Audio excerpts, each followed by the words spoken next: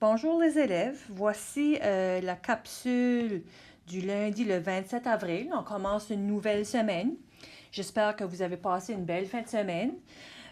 Donc aujourd'hui, mon but, c'est de voir avec toi ce qui s'appelle la moyenne pondérée. Ça va me prendre aujourd'hui et demain pour vous enseigner ce contenu.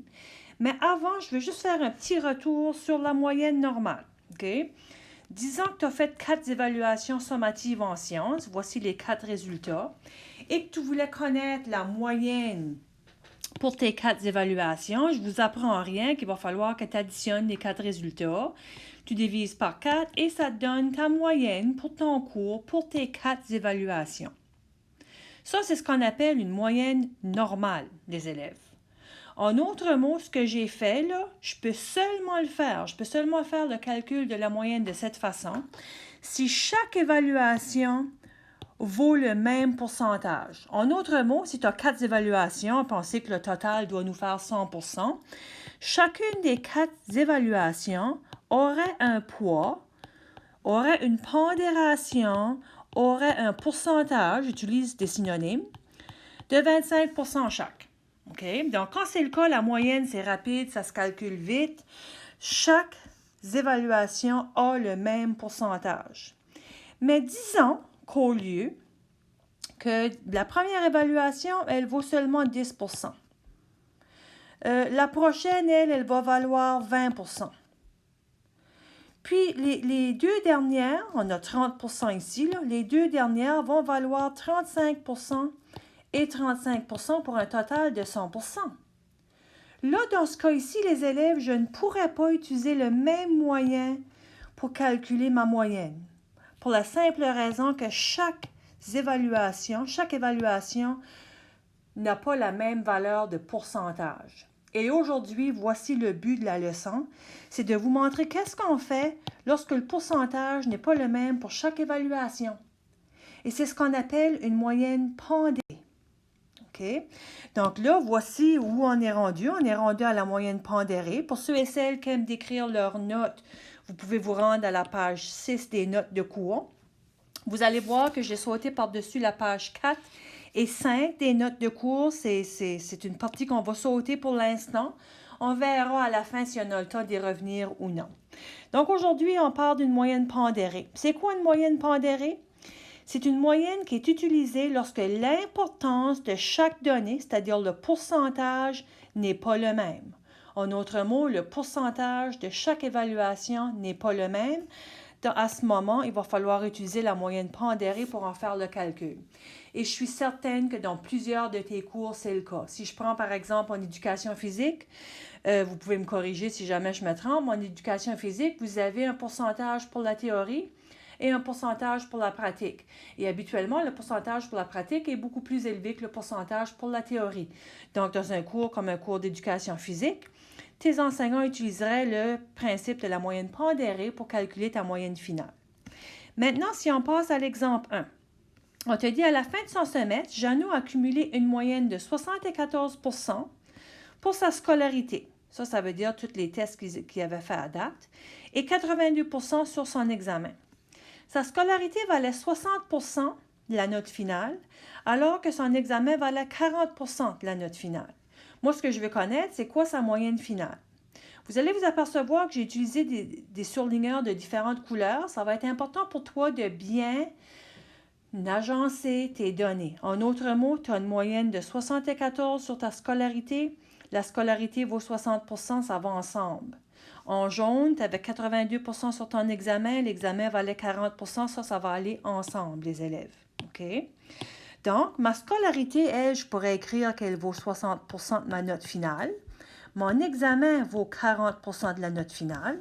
Et ce que je dois faire, je dois aller calculer individuellement les deux morceaux. Donc, si ma scolarité vaut 60%, ça va être 0,60 de ma note de scolarité qui était 74%. Donc, je devrais calculer 60% du 74. Si tu pitonnes ça, ça va te donner 44,4.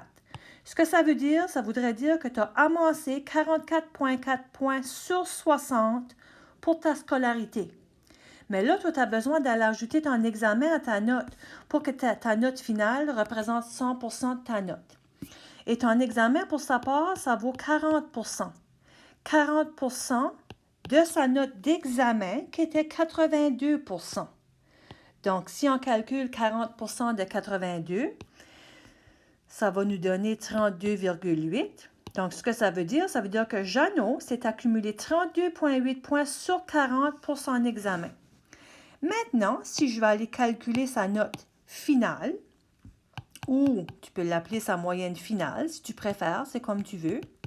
Sa moyenne finale, tu vas prendre son morceau de scolarité qui était 44,4, plus son morceau pour l'examen qui était 32,8, qui va lui donner une moyenne finale de 77,2 pour le cours en question. Et les élèves, c'est certain que tu ne pourras jamais avoir une note supérieure à 100 ici, là, parce qu'on sait que la note maximale possible, c'est 100 Donc, voici un exemple de comment faire pour calculer une moyenne qui est pondérée. Maintenant, le prochain exemple et le dernier exemple pour aujourd'hui, c'est encore à la page 6, l'exemple 2. On dit, durant l'été, tu participes à une compétition de motocross. Cette compétition regroupe une course à obstacles, une course à relais et une course style libre, freestyle. Les courses ont différentes pondérations. Vous voyez ici que la course à obstacles, elle vaut 20 du pointage final. Course à relais, 30 course style libre, 50 on te demande de calculer la moyenne pondérée. Okay? Puis c'est pondéré parce qu'on s'aperçoit ici que les pourcentages ne sont pas les mêmes pour chaque type de course. Fait ici, tu peux faire ton travail en bas du tableau. Tu peux choisir de le faire à côté, c'est comme tu veux. Donc, pour la course à obstacles qui avait une valeur de 20 je vais aller le multiplier par le pointage total pour cette partie de course qui était 85 points. Donc, si tu calcules ça, tu vas voir que ça va te donner 17 points pour cette partie de course. Et on continue avec le même principe. La course à relais valait 30 donc 0,30 fois le pointage de 68, qui va nous donner ici 20,4 points. Pour la dernière partie de course qui était style libre, c'est 50 fois les 72 points. Ça va nous donner 36 points. Ça, ce que ça nous permet de faire, les élèves, ça nous permet d'avoir le pointage pour chaque partie de course. Maintenant, si je veux sa moyenne pondérée, mais ce que j'ai besoin de faire, j'ai besoin d'additionner les points totaux pour les 3 parties. Donc, si vous additionnez vos 3 parties, vous allez voir que ça va vous donner 73,4 points au total. Donc, voilà la moyenne pondérée pour cette personne qui a participé à cette course lors de cette compétition. Donc, il va nous rester un dernier exemple, l'exemple 3 pour la moyenne pondérée, et je verrai cet exemple-là avec vous demain. Maintenant, pour demain, tu vas voir que j'ai placé dans mon wiki une feuille que j'ai nommée « Exercice du 27 avril ». Il y a 3 numéros sur cette feuille. J'aimerais que tu t'essayes avec ces 3 numéros. J'ai placé les réponses au bas de la feuille. Si jamais tu n'arrives pas aux réponses, tu t'assures de me communiquer. Ça me fera plaisir de t'aider. Et avec ceci, ça termine ce que j'avais à voir avec toi pour aujourd'hui.